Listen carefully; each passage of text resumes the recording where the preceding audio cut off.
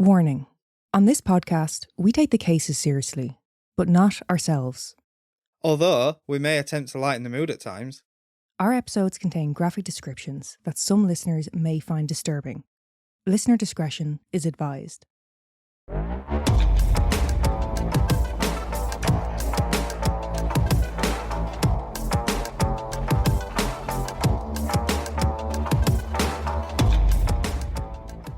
Do you remember when I found out that Bernie Mac had died?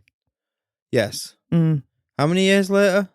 It was definitely at least 2016.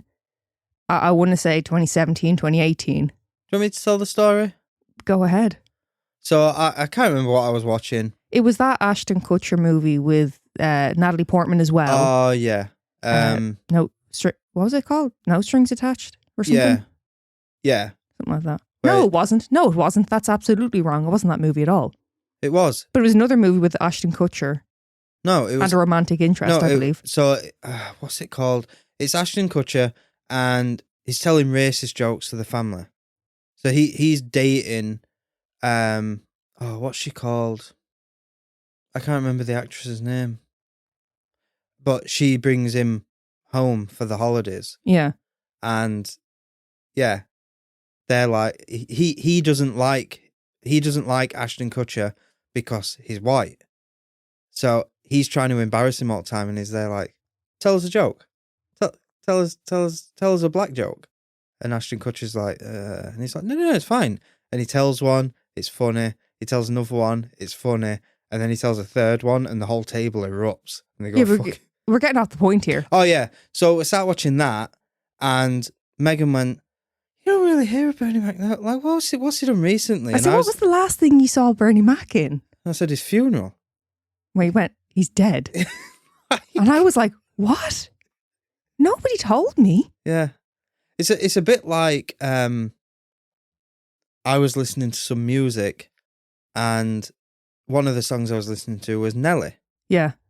And Megan went, it was after, like I'd finished listening to music, and she went, I like that song what you're listening to earlier, Nelly's new one. Nelly's new one, yeah. And I'm like, Nelly's new one? It's about 10 year old. It was 10 years old at the time, yes. That was another one. And that was another flub on my part. Yeah. You did it the other day to me. Same thing. It was a song, and you're like, oh, I like this new song. I was like, that's about 15 years old. You've matched my energy now. Yeah. But no, I bring this up because we all have gaps in our knowledge. Happens to the best of us. Some more than others. Well, this is the thing. Neil has actually outdone me on this one. Oh. Do you remember what you said to me the other day? I say a lot. It was in a similar vein of something that is just, for some reason, somehow has escaped your knowledge. No. Neil said to me that he was surprised nothing had ever come out about Gary Glitter. Oh, yeah. I've never heard out about him. There's literally a section of his Wikipedia page about sexual offences. Yeah, I know, you nearly fell out of the car. It's longer than the majority of his Wikipedia page, by the way. So I may not know that poor old Bernie Mac has passed on, or I may not keep up to date with the latest fucking tunes. From Nelly. Well, I mean, can anyone really blame me on that one? Do you know Nelly performed in Dublin years ago? I think I've told you this, right? So Nelly has a couple fucking bangers. No one gives a shite about anything else he's ever done. Yeah. He was performing Hot in Here, I think it was. Yeah. And he sang a line, then held the mic to the audience. The audience, just silent. And even Nelly was like, oh my God. But it's Nelly. You told me years ago, I'm a massive fan of Nelly, like when you were a kid. And I was like, what? I did not say I found Nelly's biggest fan. I never said I was a massive fan. Why you've just said that? Well, you said he was one of your favourite artists. I just said I listened to him. You're the only person who's got Nelly in like his top 10, surely. Nelly is like he's a hit maker kind of thing. He's got a few bops. But yeah, I never said he was one of my favourite artists. You said something along I the said lines. I listened to him when I was younger. No, you were like, oh, I used to love Nelly. Or so you made a point of how much you enjoyed his artistic pursuits. He did actually. Now, here's something you'll like. Nelly did, Nelly's a country boy. Country boy. He did a song with some fella. Some country artist. Right. I cannot remember his name. Years ago. This is probably like 20 years ago. I did like that song. I like the crossover, you know? I'm trying to think. It's like the two of them pining after their loves, yeah? Yeah. And, it's the two different stories, but they're both feeling the same way about these women. I don't know what you're on about. I'll play for you later. Okay. If you've never heard it, which I highly doubt is Nelly's number one fan. I will have. I've just got a bad rememberer, haven't I? Well, you'll love it because, like I said, the Nellyation of the situation and the countryside of it. It's a perfect song for you, Neil. So, we have a shout out. We do indeed. So this week, we have Anne. Anne. Now, I have a few. How did you do? I've won, but it's a good one, I believe. Let me guess. Anna, yours is going to be something like Annapalooza or something like that. Little Mortal Anne. E. You're calling her an orphan. I'm calling her mortal. Just call her an orphan. I wonder, Anne, are you ginger? Because that would really fit with what I'm doing here. Do you at least have curly hair? Give me something to work with here.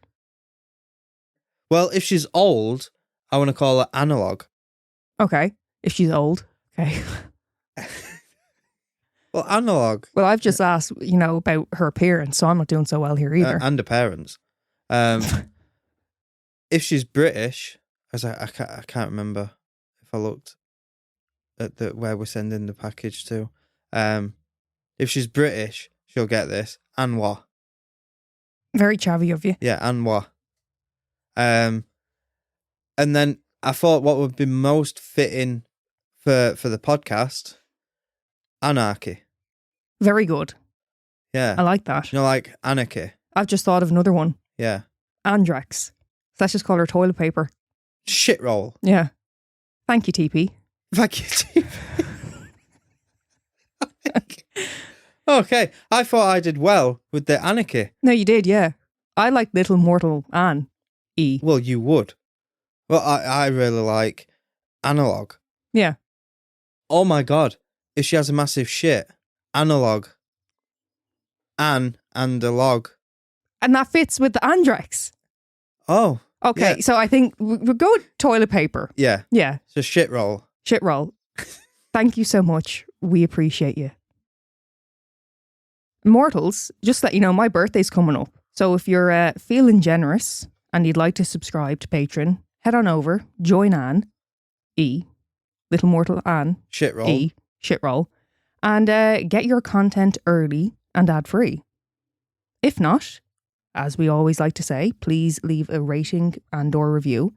It does really help us out. And we appreciate you. I just thought Anna, she's going to fit in on our Patreon because it's a shit house. Shit show. Shit house. Mm-hmm. Shit house is a toilet. Yeah, but it's more of a shit show. You're calling our content a toilet. Well, it's our Patreon members, our family members, like Immortal. Or shit houses. Yeah. Well, they are to me. So yeah. It really are a family. You're like the kind of, I'm the supportive mother. I'm there bring the community together. And with me, they're like, keep an eye on him. Well, I was going to say you're like the father. When you see the dad's I don't want any fucking pets in this house.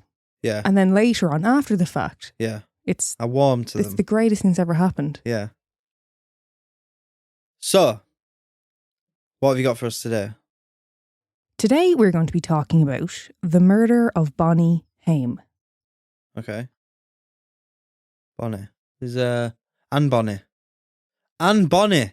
Anne Bonnie. Anne Bonnie. So that's another patron. There's another one. Anne Bonnie. We're still going to call you toilet roll, though. One of the greatest pirates there's ever been. Mm. Don't know what happened to her.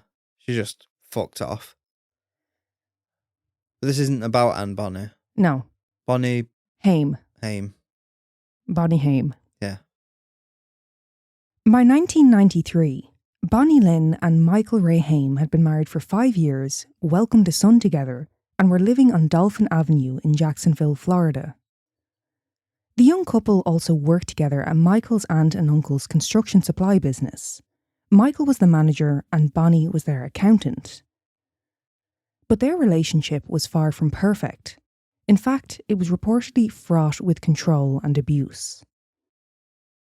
Michael's aunt, Yvonne, who they worked for, said that Michael often became abusive towards Bonnie at the office, and on at least one occasion, she had witnessed this abuse become physical. No good.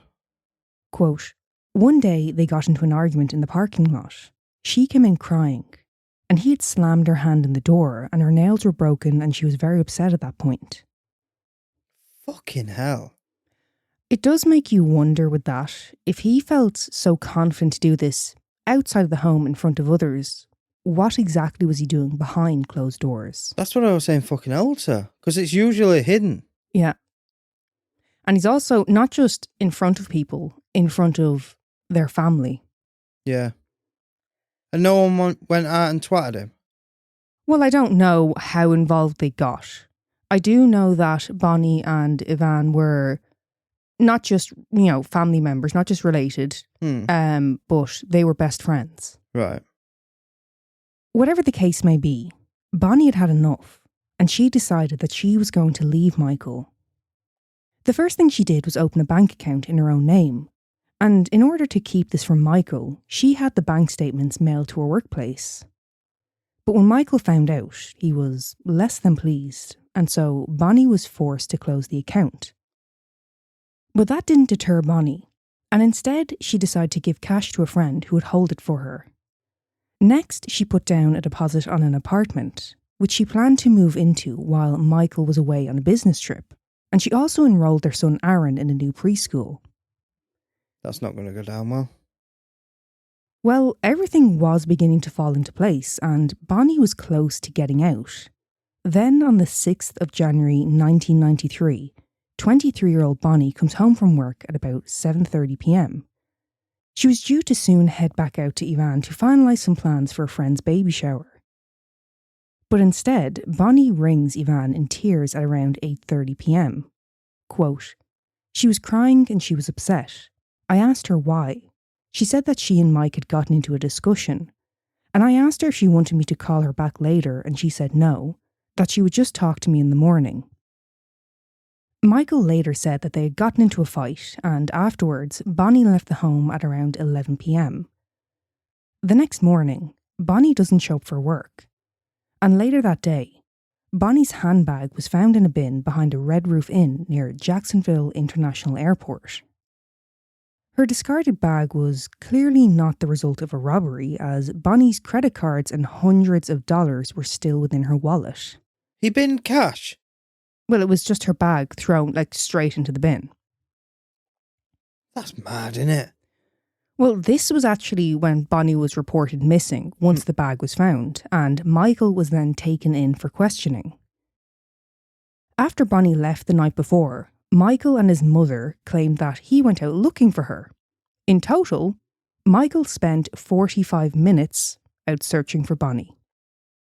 Bear in mind, he failed to notify authorities when Bonnie did not return home or make contact, but he did manage to call in sick to work.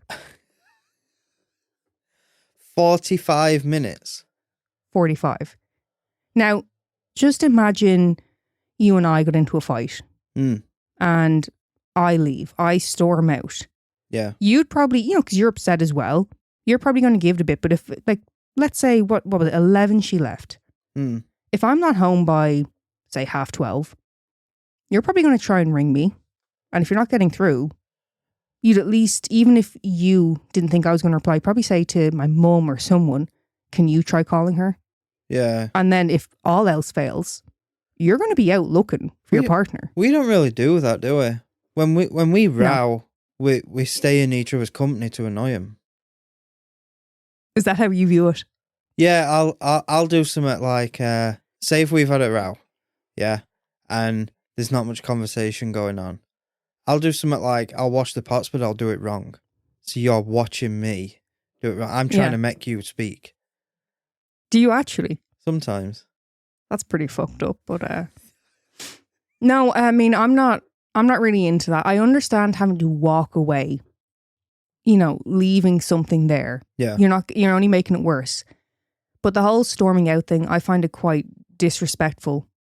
It's kind of like, I'm done with this. I'm going. But, if it was the case, for someone like Bonnie, obviously I completely understand her wanting to leave. I'm talking about a more ordinary argument. Yeah. But yeah, if we've got into an argument, the way I breathe pisses you off. I don't have to do much. Well, I think because when you argue, you argue to argue. I argue with the intention of coming to a resolution. If you call me an idiot or a fool, that's not a resolution. I don't ever call you an idiot. A fool sometimes, yes. And what's a fool? I don't so much, I wouldn't call you a fool. I don't call you names in the middle of an argument. That's more like lighthearted day to day. If you do something really fucking irritating, whatever, you fucking fool. Yeah.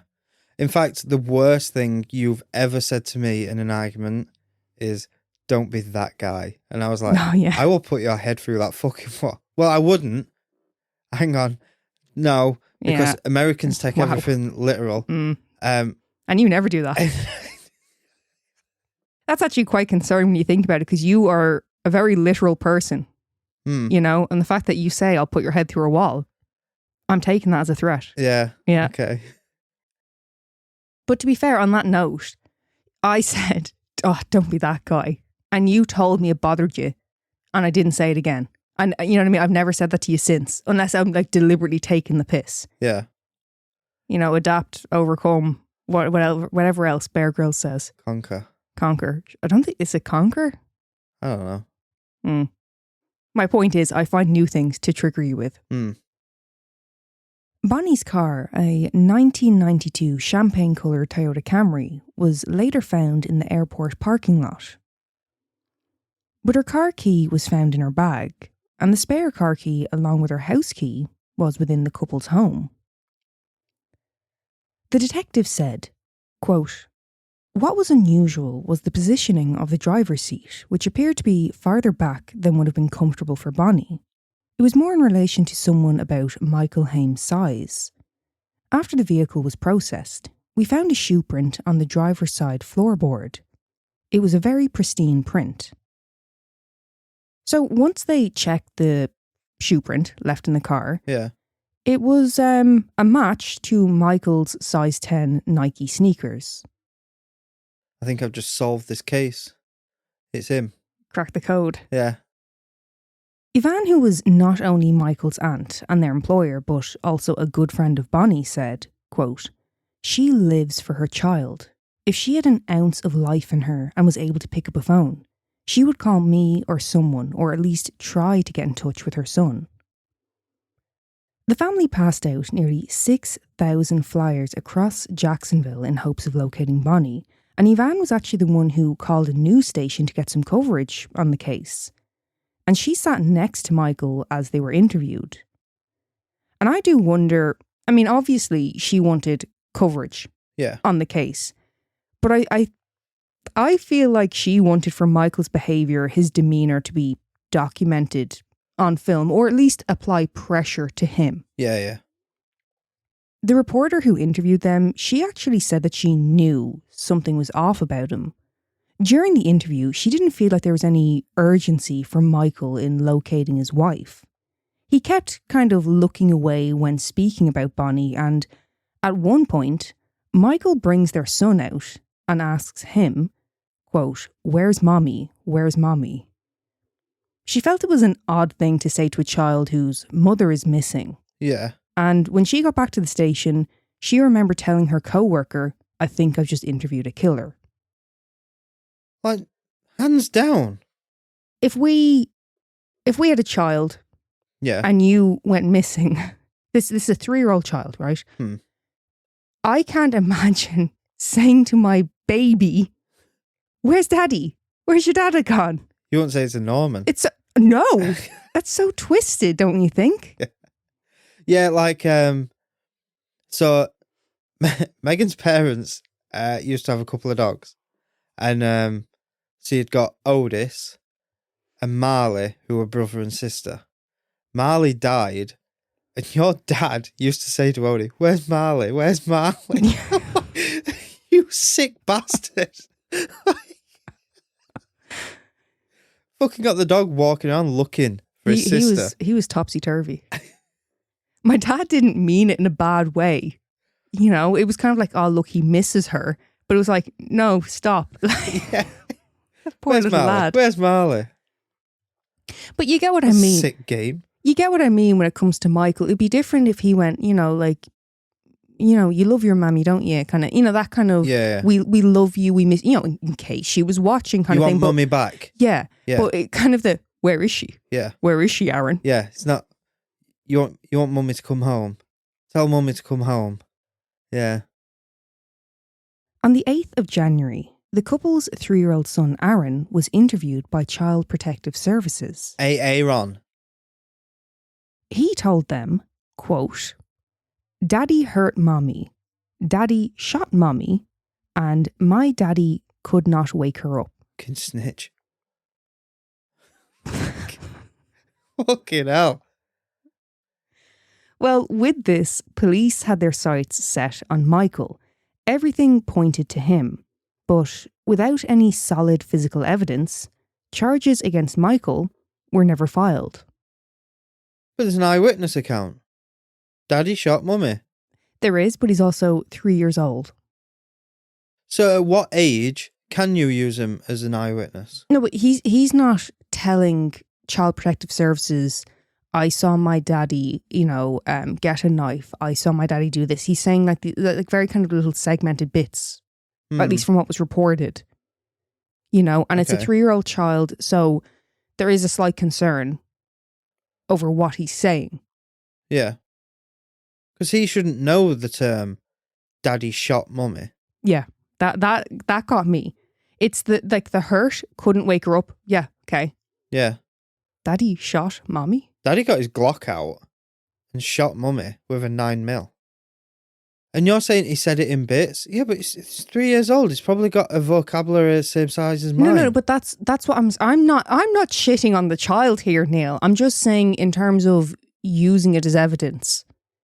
No, but that's it's going to be contested. But that's what I'm asking you. At what age is it okay to use him as an eyewitness? I can't answer that. Oh. What age would you feel is appropriate? If a 3-year-old boy came up to me and said, "Daddy shot mummy," I would charge him. I mean, but there's so many cases of... And call the kid a snitch. There's so many cases of children who are old enough to verbalise, "I do not want to live with mummy," or I don't want to live with daddy. Yeah. But because of a custody arrangement, they're forced into that. Yeah. You know what I mean? So... And in the UK, it'd be "daddy twatted mummy." It'd be something like that. That's what they'd say. In the aftermath of Bonnie's disappearance, Michael moved to North Carolina, and the couple's 3-year-old son was placed with family before later being adopted. Now, Michael definitely seems like the glaringly obvious suspect here, and for good reason. But there were still some people who were defending him, one of whom was Bonnie's father. Oh. In relation to the shoe print found, Bonnie's father stated, quote, "If it's his footprint, I'm not sure it means anything. My footprint is in my wife's car. That doesn't mean I've ever done her any harm." That's a real good point. But it's the seat back. The seat back and how the detectives described, they said it was pristine. It was like the last print made kind of thing. Yeah. It was described as a sandy footprint. Right. You know, so like, where were you just walking? On a beach. Bonnie's father also questioned Aaron's statements. Quote, the credibility of a child is something that you have to judge in perspective. Which, now, I can take both of his points. That's fair. But I'm not quite sure why he seems to be fighting Michael's corner unless it's just a case that he was in denial. Right. What Aaron said was very... Like he didn't want it to be him. Well, he doesn't want his daughter to have been murdered. Oh, okay. What Aaron said was very concise, and I don't doubt it for a second. But I do understand that kids, they'll just make shit up. So I can understand the reluctance to use that as like solid evidence. Do you know what I mean? Yeah. Like you don't have to... You should absolutely be concerned if the child is saying this, but it doesn't mean that daddy shot mommy. Yeah. But there's a high likelihood daddy did hurt mommy. But on that note of kids just, coming out with absolute shite, Neil, weren't you one of those little freaks who described having like a previous life as a soldier or something like that? Yeah. How old was I?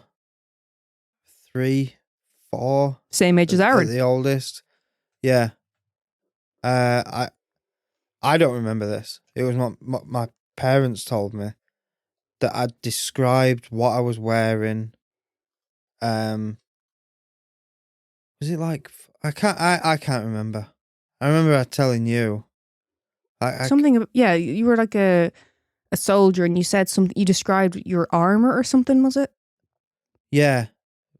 But I can't fucking remember it fully, but it was like the yellow and something. I can't remember. And your parents were like, "Oh, that's weird." Yeah. See, do you know if my kid... But then my auntie, who's, a bit smarter than my parents, she's got more knowledge than my parents. Yeah. She's the one you pick for the pub quiz. Yes. Yeah, and she... Was it like a Highland clan colour or something? And she was like, he wouldn't know that. What, yellow? I think it was yellow and black. Oh, okay. You gave a combination. I thought you were saying like I said yellow and she's like, oh, well, that's a colour. No, I'd said something about... I think as a kid, I was wearing a skirt. Right. Or I was wearing a dress. But you have... And it was like black and yellow. But you have Scottish family, so obviously you don't remember, but could one of them not have talked to you about something? Like someone in your family going, oh, did you know that's... No, I don't think Klansman came up much when I was a toddler. Klansman? Yeah, Klansman. Yeah. Just careful now. Why? Klansman. That's what they're called? Yeah. No, you got me worried now. Is that a slur? KKK. Oh. Yeah, but if we had a kid and they started coming out with this shit, I'd be like, he's a little bullshitter. He's going to be a little bastard. No. Bullshit artist, it's completely different. When I was 3 years old, it was 1992. It's a bit different now with how much knowledge can be just grabbed like that. Yeah. I'd be like, you fucking read something. But I bet you came from a household similar to myself where the TV was always on in the background. No. I don't believe you for a second. Well, if it was, but it were like repeats of Only Fools and Horses and yeah, but you're trying Towers. to tell me even on the TV an ad, like a promo for a new show coming on, you couldn't have seen something and you just repeated it back, but made it about yourself because that's what you like to do. You know, right, I'm fairly certain it was black and yellow. I'm going to look up Highland Klansman yellow and black. They're families, aren't they? Highland MacLeod? Is that a real... Duncan MacLeod, or the Clan MacLeod? Oh my goodness. Am I real... Are you related to that fictional character? I was actually getting a bit worried because I know there's the Johnston clan. So I was like, fuck, could there be more to this? What colour's the Johnston clan? Hang on. What colour is your Johnston? What did you just say? No. Johnston clan is like green and blue squares with yellow lines. So it's absolute bullshit. Why it's yellow? How did we get onto this? Because Aaron's statements were being questioned for their credibility. And I was making the point that you too Well, no, not you too, because Aaron's not a bullshit artist. I fully believe everything he was saying. You were a little bullshit artist as a child, I believe. Right. Yeah. Anyway, back to the case. Mm-hmm. As time went by and the case went cold, some members of the family grew concerned as to how Michael was seemingly allowed to get away with this, whereas others, namely Bonnie's parents, accused Aaron of being, quote, brainwashed into believing his father was to blame. They believed that Bonnie had chosen to abandon her family. No, like, it is very rare a mother will walk away from her kids. It's rare, and I think with women, they tend to have more of a plan. Well, Bonnie did. Yeah. Bonnie had the plan to, she was setting it in place. So why would she drop all of that? Not at least collect the cash from her friend. Yeah. There would be some type of trail. It makes more sense that he found out about the apartment and everything else and he did her in. Yeah. Well, years later, Aaron filed a wrongful death suit against his father. He won, and as part of the settlement, he was awarded his childhood home, which his biological father, Michael, had been renting out. In December of 2014, Aaron began renovations on the home which he had once shared with his mother. His plan was to put the house up for sale, and one of the jobs he had planned was to remove the pool. Now, during the demolition, he accidentally burst a water pipe, and in order to repair the leak, he had to smash through concrete slabs. Oh my God. Yeah. No. So he smashes through the concrete with a sledgehammer, and as he sifts through the soil underneath, he hits off of something. He described what he found as a hard, fibrous material similar to a coconut, and it was also wrapped in plastic. He picked it up to examine the object, and he handed it to his brother-in-law who was working with him. They then look back into the hole, and they can see teeth and the top portion of the eye sockets of a skull. They then quickly realised that they were holding a human skull fragment. DNA testing would later confirm that the remains belonged to Bonnie. Fucking hell. Talk about fucking trauma. Yeah. That is unbelievable. Just think, if he weren't renovating the house. Yeah. It'd still be unsolved. Well, the removal of the pool, his great aunt, Yvonne, she'd actually tried to dissuade him from doing so because it was too much work. That is a lot. Yeah. And, he'd kind of gone, oh, maybe you're right. And then thought, you know what? No, I want to do it. And had he not, this discovery would have never been made, or at least, maybe if the new owners had decided to do something. Yeah. I couldn't live in Florida without a pool. You'd have to have a pool. It's one of them places, isn't it? Very hot. Mm. Now, near her body, a .22 caliber shell was found. And who had owned a .22 caliber rifle? Aaron. Not Aaron. That's the son. Mikey over there. Yeah, Mikey boy. Bonnie's death was ruled a homicide, although the medical examiner could not determine an exact cause of death. There was a mark found on the pelvis consistent with a gunshot wound, quote, a circular defect consistent with an injury that took place during life or right at death. Before the remains were identified as belonging to Bonnie, her father was still fighting against it, claiming that he did not believe they would belong to his daughter due to the location of the burial.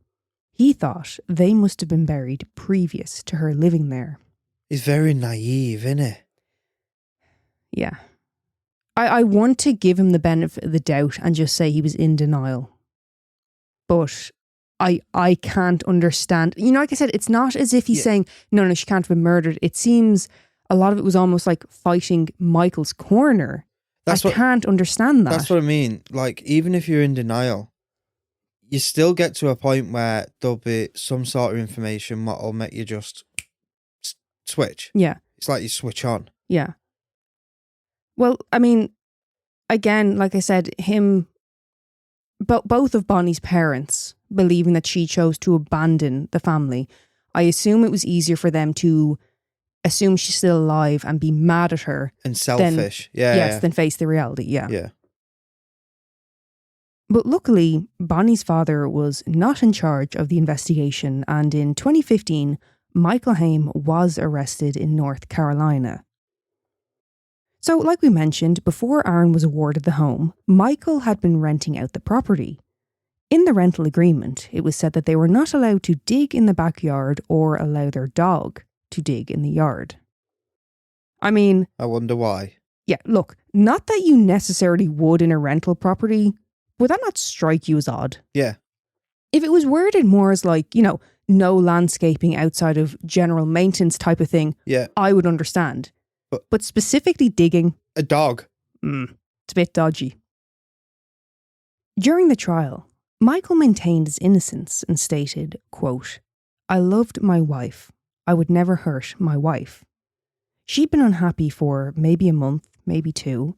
I can't put my finger on how long, but it had been going on where she wasn't her bubbly self like she was." The prosecutor said, quote, "It's pretty odd to think that a woman is going to leave her son, abandon her job, and leave her house without a set of keys she normally uses, leaving all her earthly belongings inside."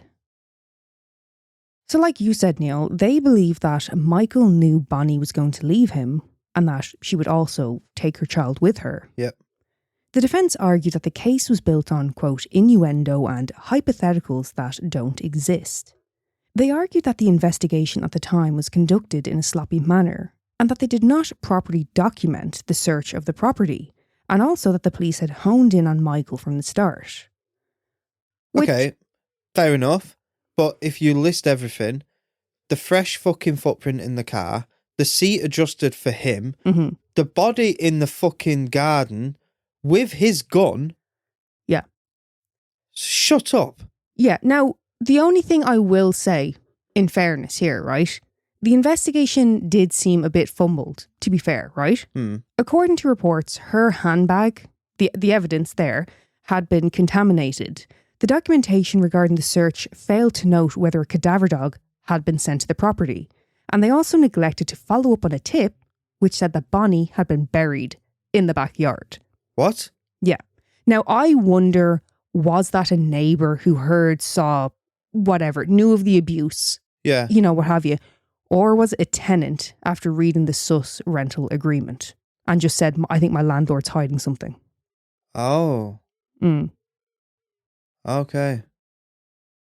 The defence stated, quote, "Michael Haim is not guilty, not because I say he's not, but because that's what the law is in this case. You will find a lot of reasonable doubt in this case. They're going to stretch a lot because they don't have the evidence they need to prove beyond a reasonable doubt.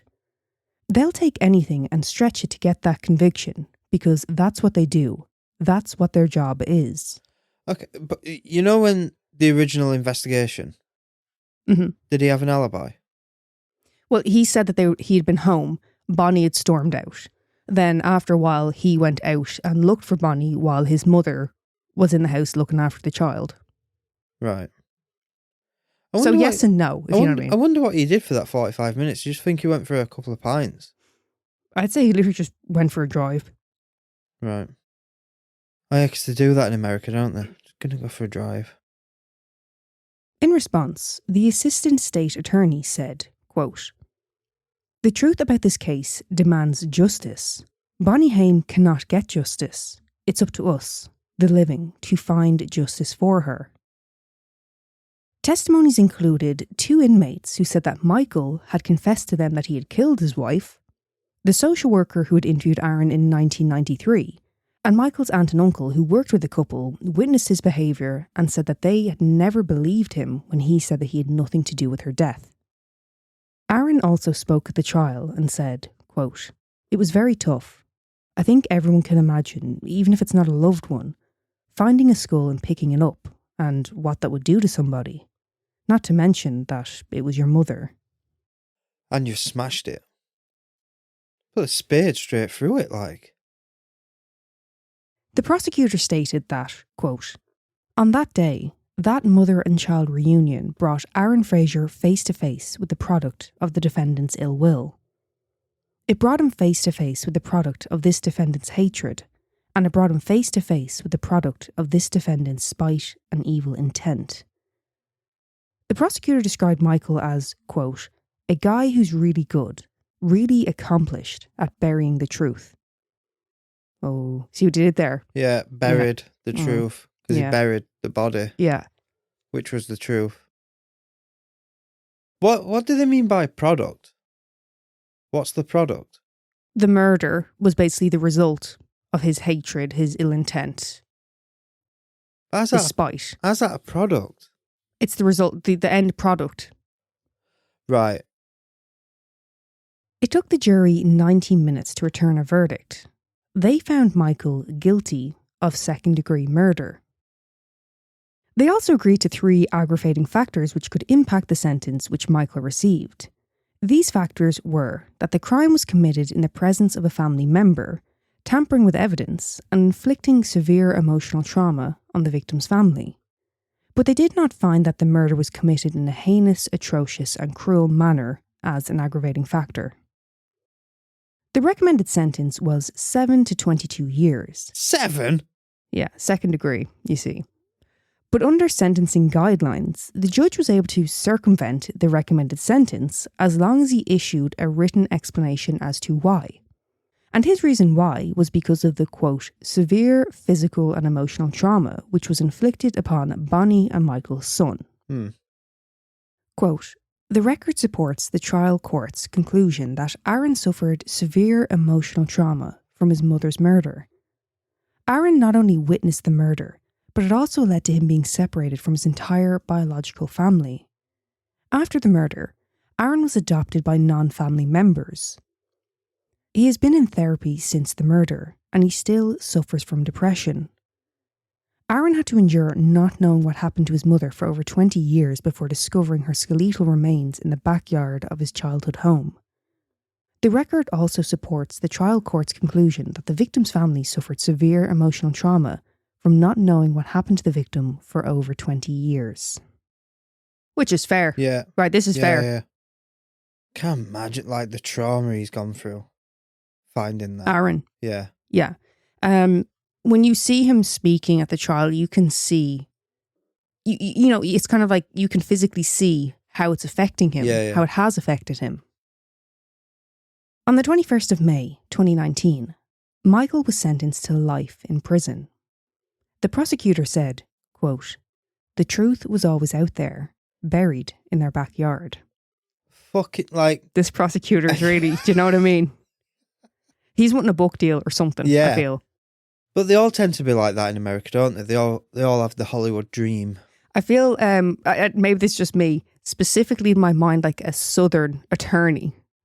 Yeah. You know, they can be very colourful with their language. You know what I mean? Yeah. Following his biological father's sentencing, Aaron said, quote, I don't really feel a whole lot different. There's a sense of relief that we don't have to continue fighting the fight. I'm kind of glad that it's over. Just glad that there's some kind of end to this process. As long as I can remember, I was scared that he was going to come and get me. I slept with a brick under my pillow until I was probably 12 years old. I still have it. I always think I see people behind me. Whether that's all stuff that would have happened regardless of this, I don't know. When speaking of his mother, Aaron said, quote, I have no memory of her, but we recently got a Christmas of '92 VHS tape turned into a DVD, and I watched it this past week. So I got to see her at Christmas. That was special. Michael later appealed his sentence and argued that the statements made by his then 3-year-old to Child Protective Services should not have been allowed into the trial. He also took issue with the .22 caliber shell casing being allowed into evidence and that he should not have received a life sentence. Why shouldn't that be evidence? Because it was in the yard. Like, he's kind of saying it was in the yard. You can't, like, link it. Next to a skull? Yeah. Well, luckily, his appeal was denied. Also, Michael, why don't you just tell us what evidence you would like them to include? Yeah. Fucking prick. Now, 2 days before Michael was sentenced to life in prison, friends and family of Bonnie gathered to remember her on what would have been her 50th birthday.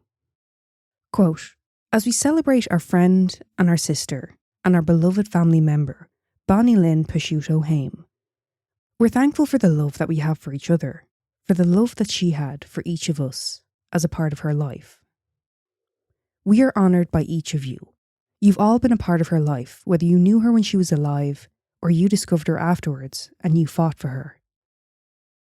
Being the middle child, she was always the peacemaker, always trying to share love with everybody. So yeah, this would have been what she wanted for her 50th birthday.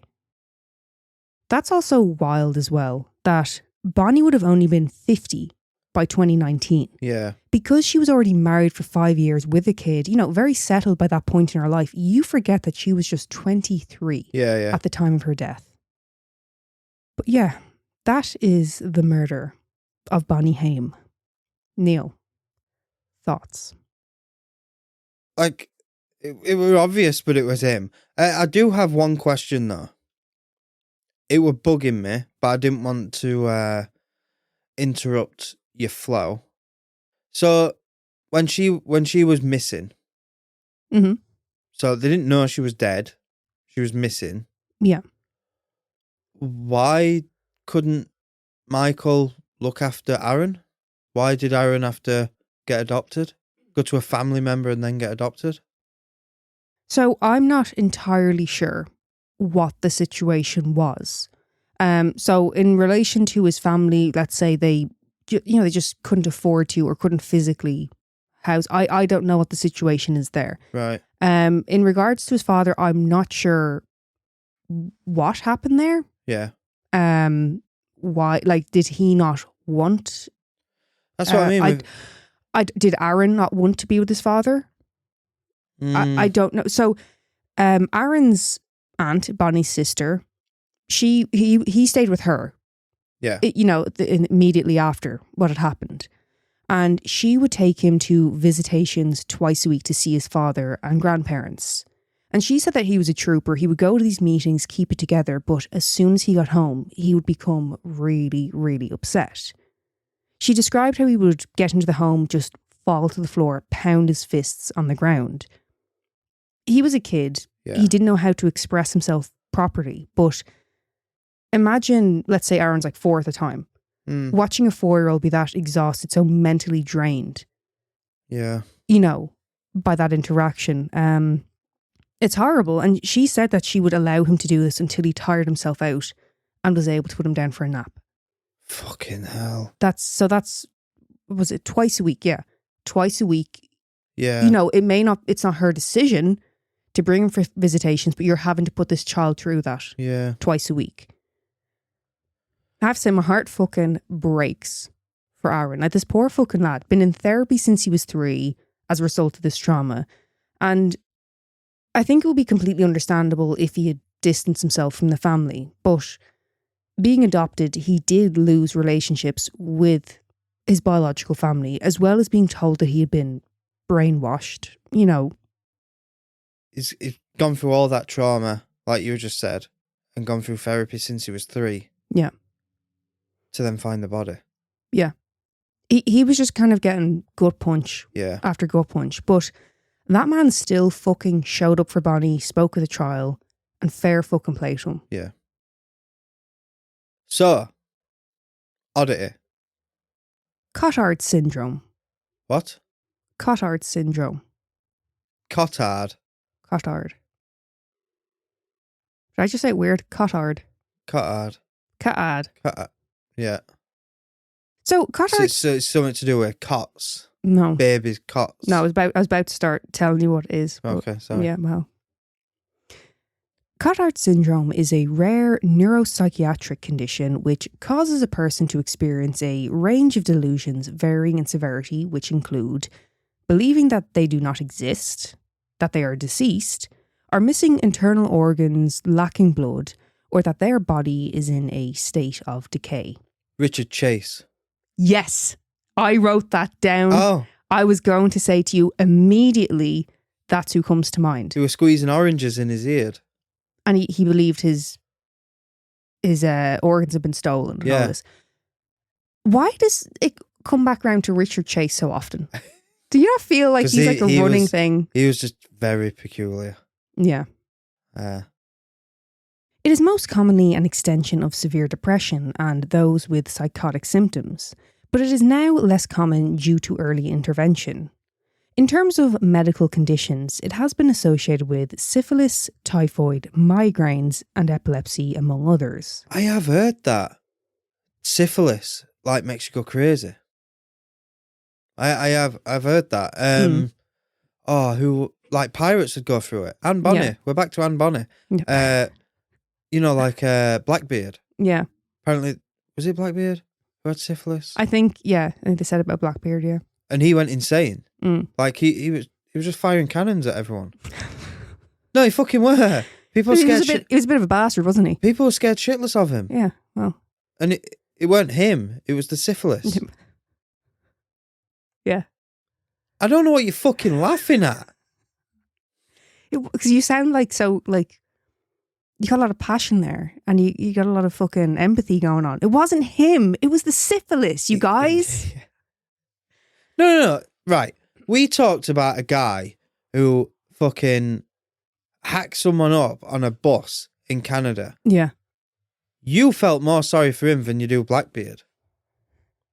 You were like, I didn't tell you my feelings. Well, Blackbeard wasn't well. I never made a comment about my personal feelings towards Blackbeard. Well, you just took piss out of me. I just wasn't expecting you to feel so much towards Blackbeard. Well, I'm very passionate when it comes to syphilis. Yes. I think if we get another cat, call it syphilis. Siffy for short. Yeah. All this. It is reported to be most present in women and in older age groups. It's thought that Cotard syndrome develops over time, and it was proposed that there are 3 stages: germination, blooming, and chronic.